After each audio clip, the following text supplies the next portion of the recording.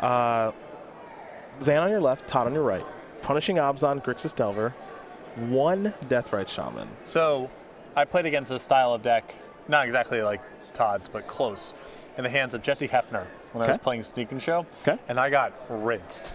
I had no chance against this. None. Okay. Rinse is a great way to say you got crushed. So, Knight of the Reliquary, bad news. Yeah. Chalice of the Void, Pretty bad news. Counters all your cantrips. Galactique, bad news. Yep, counters stop sneak attack. And the fact that they can just grind through so many cards. So when the game's stationary, they're still pulling ahead. They're not just trying to hold you off. They're actually accumulating more cards and putting pressure on you. Now, for what it's worth, this is a very Todd Stevens-esque deck. Oh, yeah. So this does not really surprise me all that much. It's like Zan's on a no-lander with Gitaxian Probe on his 5-card hand. I thought you were reaching for the Stamper, like that got you something. I was like, what are you doing? Here's a Green Sun Zenith. Verdant Catacombs are going to search up a Bayou. And then we are going to see Mr. Stevens, I presume, find a Dryad Arbor. I think Syed here is contemplating using Force of Will. There we go. Now we're going to go over to Zan. Gitaxian Probe. Yeah, I can't wait to see what this hand is. Liliana the Veil. Oh my god. Which he cannot cast. Yeah, because that's a Savannah, right? Yeah. Savannah, Karakas, Mazavith, Liliana the Veil. Okay. All right. Okay. A little bit of this, a little bit of that. Well, as far as 6-card hands go, with Mazavith, you're covered against a lot of beatdown decks, and Karakas covers you against a reasonable range of combo decks. Okay. So it's not a great 6-card hand, but it'll do. Oh, Zan has no land, so doing pretty good. Right. Well, he's protecting himself against the Liliana. Ah, Knight of the Reliquary. Good draw. That's a good draw. Better counter that. Yeah, this is good enough to force. Force of Will, removing Brainstorm. Knight of the Reliquary down. We're going to go back over to Zan here in just a moment as he's fallen down to 17. Zan has picked up a Wasteland. Go to work. Well, you know his hand, right? You get that Bayou. You get the Bayou. Yep. You don't have to worry about the Liliana. The rest of his hand's not anything. Chalice of the Void. Oh, God. That's for one. Get out the Stamper, folks, because that's on my board. Oh, the humanity. And Zan is going to concede immediately. Oh, the humanity. Immediately. Okay. As Todd Stevens is going to win game number 1 here over Zan Syed, punishing Abzan very quickly up a game over Grixis Delver. Zan kept a no-lander, found a Wasteland, so technically he did draw land. Yes. For being technical, that did happen. He peeled out. Yeah.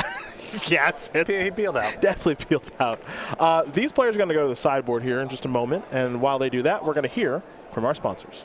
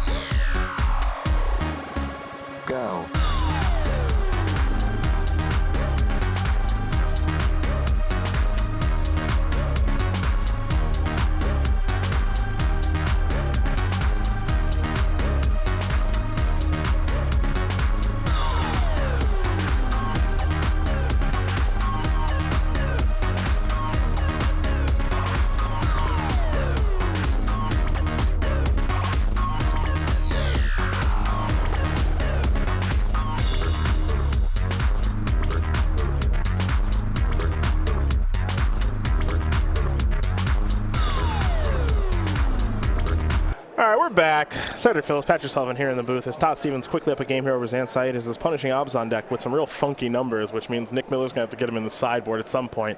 Up a game over the more normalized Grixis Delver deck. And you're going to find a normal sideboard on your left with 3 Cabal Therapies, 2 Pyroblast, 2 Diabolic Edict, 2 Marsh Casualty, 2 Surgical Extraction, a Pithing Needle, a Liliana of the Last Hope, and a Braid, and an Ancient Grudge. A little light.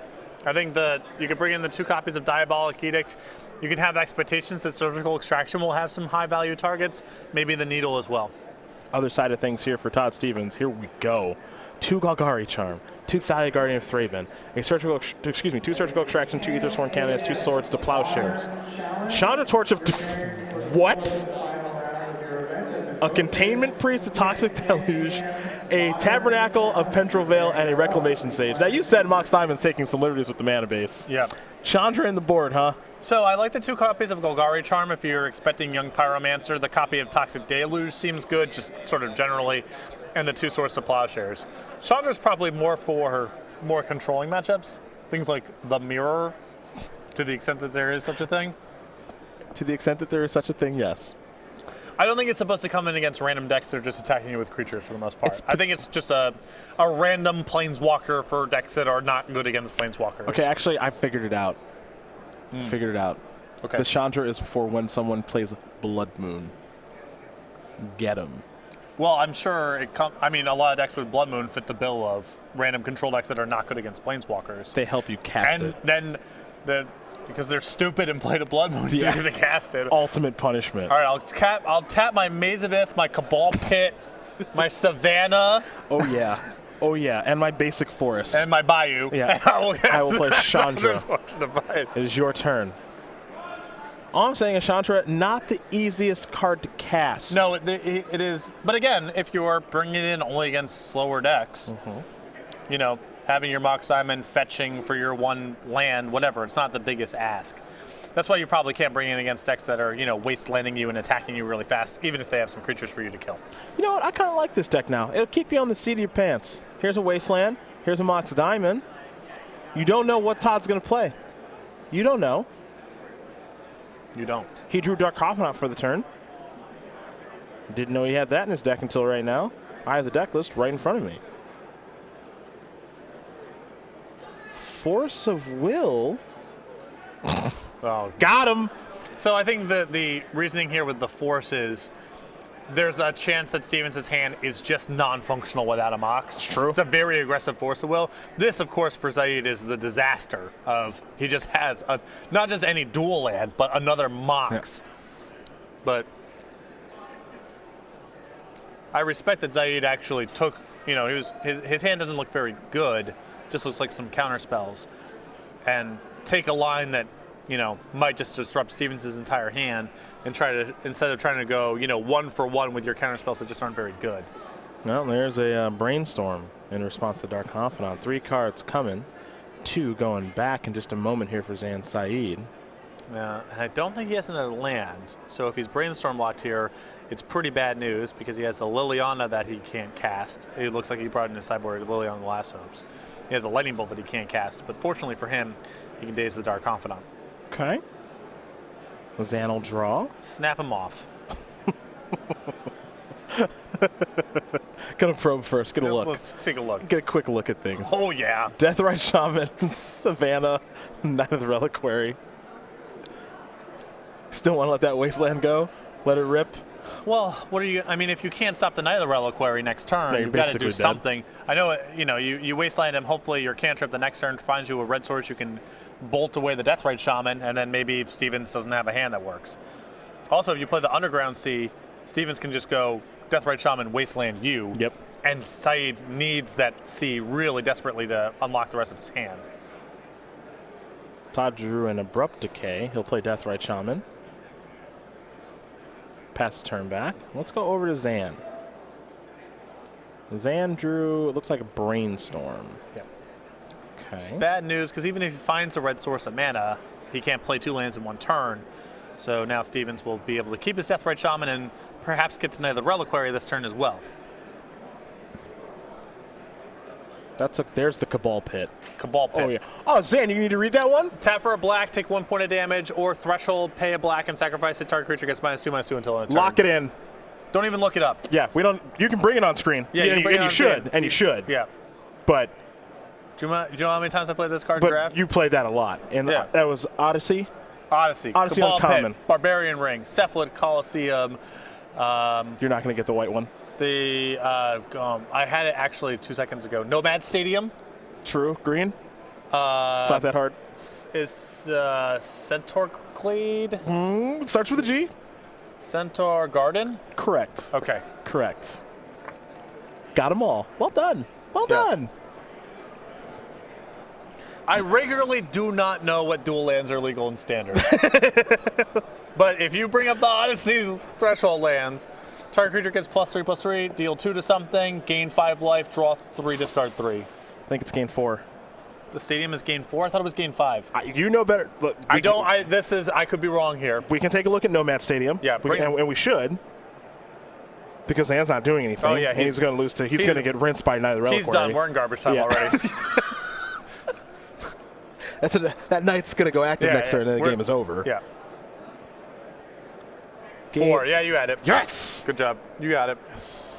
You got it. Wasteland going to take care of the ball pit. Wow. The pits. Yeah. Well, he can't. He can't let him have the Cabal Pit if he's going to play Deathrite Shaman. Chalice of the Void has been drawn. So Stevens has effective access to 4 mana here, correct? Mm-hmm. So he can go ahead, Chalice for 1. I adore Chalice for 1 with a Deathrite on the battlefield. Well, that's why he only plays the 1. That's right. That's right. That's why he only plays the 1. And now, if you want to, you can Knight away and a land, go get another land, and use the Deathrite Shaman to get rid of Syed's Deathrite Shaman. And then, we don't have a whole lot else to really do here. I'm going to check my bingo board. I haven't really been paying attention because I'm enjoying Stevens' work here. See if there was anything that I missed. Does not appear to be the case. I was hoping, I want to see. Okay, he's just going to get I was hoping there was like some fun land he could search, but he's just going to Windswept Heath for a duel, most likely, to make his knight really large. Maybe this one produces black mana for Deathrite Shaman. One of like the Legends lands or whatever. Yeah, who knows? Who knows what's in that toolbox? Right. The Urborg, but like the Legends Urborg. Actual Urborg? Yeah, not the Tomb of Yawgmoth. He could probably, we're done. Ding, ding, we're ding, done. ding, ding, We're ding. done. Todd Stevens. Tap it out. Todd Stevens going to just dismantle Zan Syed and his Grixis Delver deck. 2 games to 0. Plenty of time to go to a backup match. That was easy. Yeah, that was shellacking. Look at this little brew. Look at this little brew ha from Todd Stevens. What do I got here? You know he's got a Rainmap Excavator. You know that. These Grixis Delver decks are a little bit softer than the Reliquary. They often only have Lightning Bolt as removal spells in game 1. Yep. Maybe a Stray Dismember or something like that. But you can power through Night of the Reliquary. A lot of their threats become a lot more modest. So he's got Rainmap Excavator, Leovold. These are just the green cards you can search for Green Sun Zenith. The Sampler Platter. Indeed. This is just to whet your appetite. Deathrite Shaman, Gaddock Teague. Can't forget that Dryad Arbor. And then anything fun in the board? Not a green creature, right? A Reclamation Sage. Reclamation Sage. And he's got, of course, Night of the Reliquary. So that's a Green Sun Zenith package with 2 Zeniths. Got some Punishing Fires and Groves. Night of the Reliquary can search up Cabal Pit, which you saw.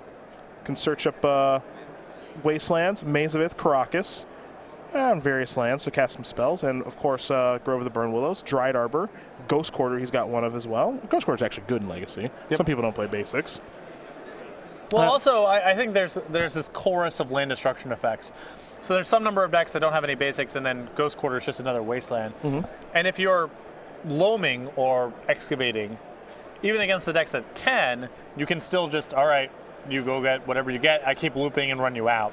So I think it's enough. It's close enough to Wasteland in enough matchups that why not? Yeah. And even in the matches where it's not there, if your machinery is running, you can make it another Stone Rain effect. I like this. Yeah, he'll be in the sideboard soon enough with Nick Miller. 1 Savannah, 1 Tropical Island, 1 Scrubland, 1 Badlands, 1 Bayou, 1 Taiga. Tested it. I love a Tropical Island Badlands deck. You know what? If he's going to go through the drive that he went through yesterday, he better. Right. He better win. Right. He went through, apparently he went through hell and back. Yeah. Right. To get here. He was stuck in Baltimore for 5 hours. Yeah, bridge was shut down. Yeah. Transportation here was weird because for some people it was extremely easy to fly in, and some people it was a catastrophe. Yeah. Don't really understand what was going on. But the weather here, it's cold out, but it's totally reasonable now. Yesterday was rough. Claims of a cyclone. Claims of snow and rain. Saw a lot of stuff on Twitter. I asked my Uber driver this morning if it was really bad yesterday. He was like, yeah, and then it just all went away. Because when I landed today, it just looked like a normal day. Well, nothing happened. I was able to get in, fortunately, around 5:30 in the evening yesterday. And it was raining out. There was wind, but it wasn't the type of storm that would shut down the airport for most of the day. So I don't really know what was going on. But anyhow, we're here now. Todd Stevens is here now, 3-0. Yeah, we all made it. We're going to go to our next match real quick here. Kevin Jones, Jonathan